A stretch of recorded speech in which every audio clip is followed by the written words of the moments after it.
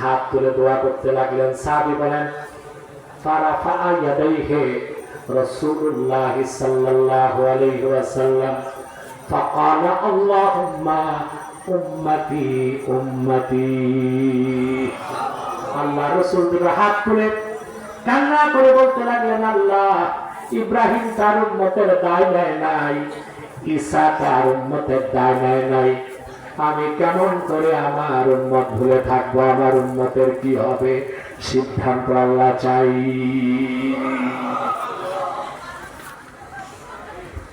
জিবরিলকে আল্লাহ পাঠিয়ে দিলেন। আল্লাহ বললেন, জিবরিল আমার হাবিবের চোখের পানি আমার সহ্য হয় না, তুমি যে আমার। তখন কর্মীরা সব খুঁজতে থাকবে নেতাগুলো কই যায়, খুঁজে পাবে?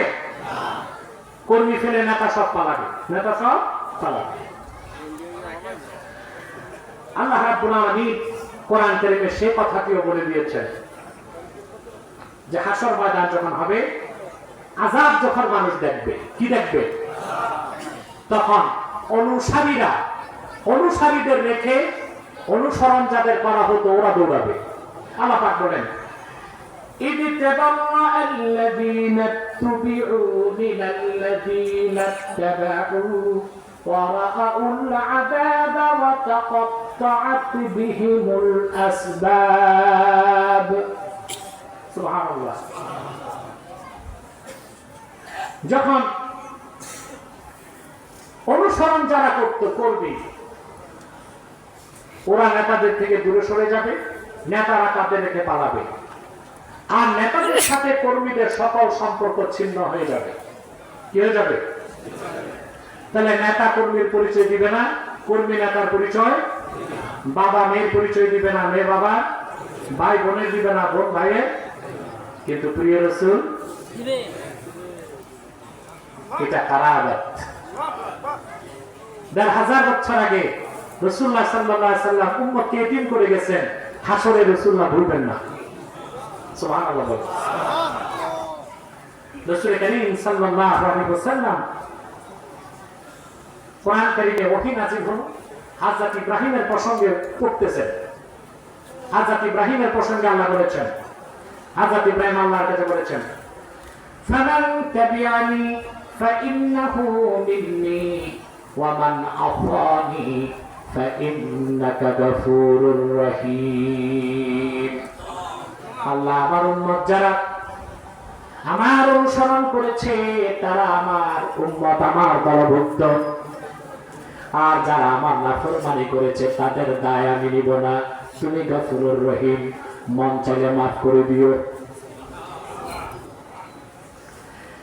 হযরত ঈসার প্রসঙ্গে যখন আল্লাহ রাসূল তেলাওয়াত করলেন, হযরত ঈসা আল্লাহকে বলেছেন, ইন তুআযিবহুম ফাইন্নাহুম ইবাদুক। আল্লাহ আমার অনুসারী বনী ইসরাঈলদেরকে যদি তুমি আযাব দাও, আমার তো করার কিছু নাই, তারা তো তোমারই বান্দা। ইব্রাহিমের কথা, ঈসা ইবনে মারইয়ামের কথা তেলাওয়াতের পর আল্লাহর হাবিব অজর ধারায় কাঁদতে লাগলেন। রাসূলুল্লাহ হাত তুলে দোয়া করতে লাগলেন। সাহাবী বলেন ফারাফা ইয়াদাইহি রাসূলুল্লাহ সাল্লাল্লাহু আলাইহি ওয়াসাল্লাম ফাকালা আল্লাহুম্মা উম্মতি উম্মতি। আল্লাহ রাসূল দুটো হাত তুলে কান্না করে বলতে লাগলেন, আল্লাহ ইব্রাহিম তার উম্মতের দায় নেয় নাই, ঈসা তার উম্মতের দায় নেয় নাই, আমি কেমন করে আমার উম্মত ভুলে থাকবো? আমার উম্মতের কি হবে? সিদ্ধান্ত আল্লাহ চাই।